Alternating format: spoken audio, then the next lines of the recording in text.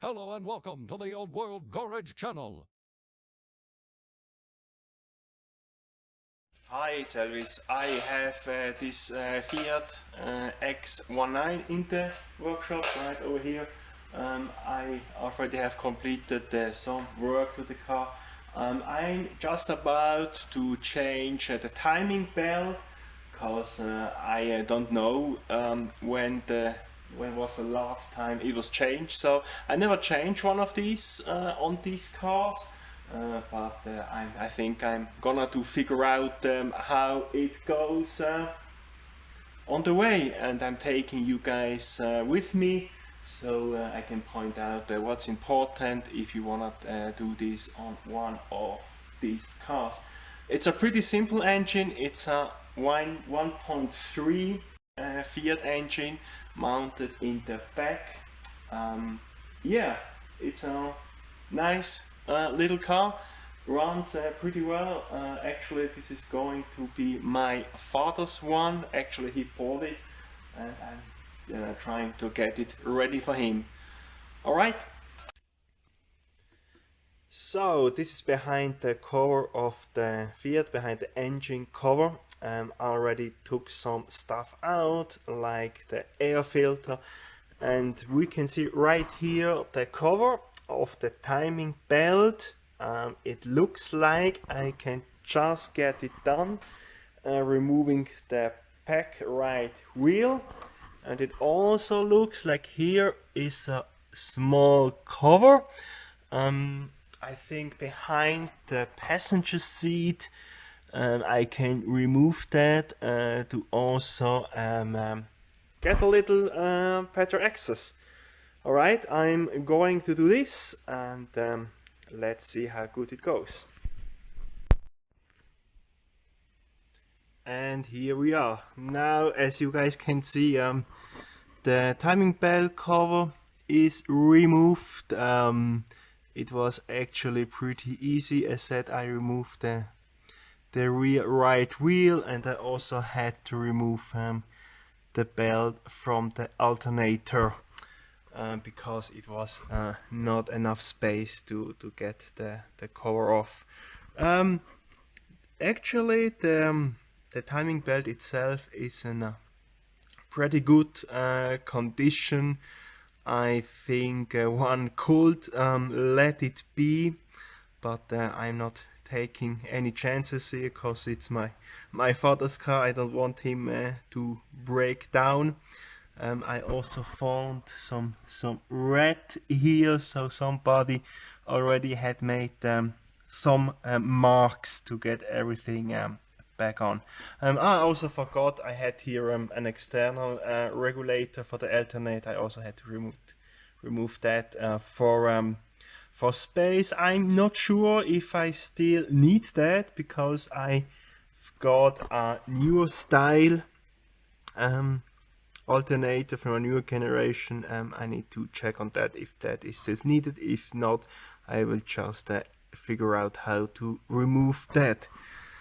Well, as you guys can see, I did a quick check on how the camshaft needs to be marked, or where is on top that center. I found, doing a little bit googling, that this mark here, this point, needs to line up with the motor mount. I already painted in black to see it better. And this engine also has like an other shaft to drive the alternator, not the alternator, sorry, the ignition distributor, where I already did take off the cap to see where the finger is pointing, but I also did a mark there, so I get the ignition timing right when I remove the belt. And I also did a quick photo of how the distributor point is looking, so I don't mess that up. And well, for the crankshaft, it's a little bit trickier. As you can see there, I already marked the point there on red so we can see it better, but there is no mark like in the block. The mark is actually on the cover itself. You can see it here.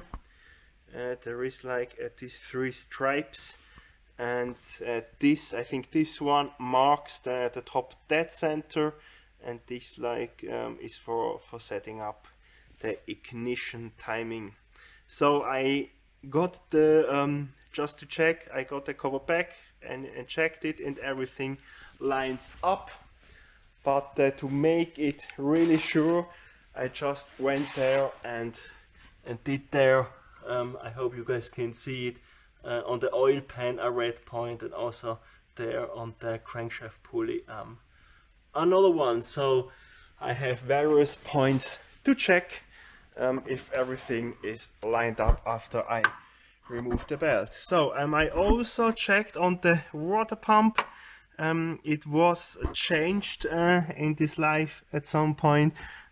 I can see here there is a gasket and some how you say that, you know, this blue stuff, so it doesn't leak any water. So it has no play on the shaft, so I think the water pump, I will let that alone, and also because the water pump can be changed without touching the timing belt. So I'm going to release now the tension from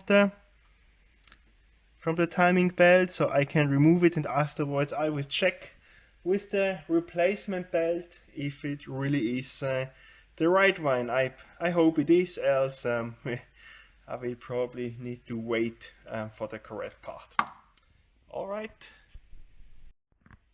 so here we are, back again. The belt is now removed.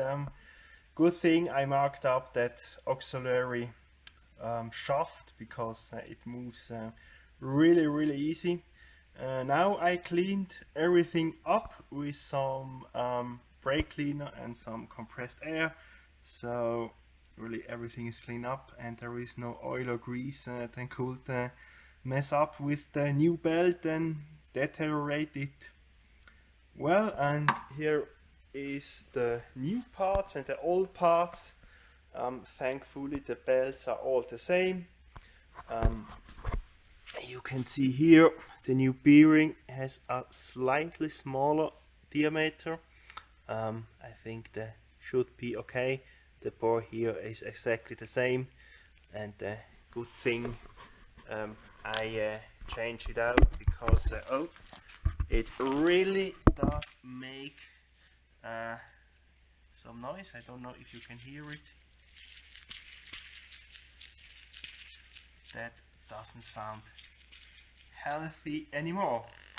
Alright, so what I'm going to do now, just everything back again, install this new belt with this new bearing, and just see if the engine starts over again, and probably check ignition timing as well.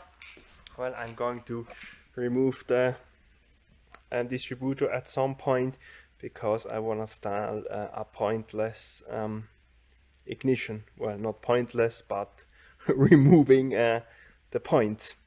Alright, catch you guys later. Alright, so the battery of my GoPro is actually empty, so I'm taking this video with my phone. Okay, let me give me some light here.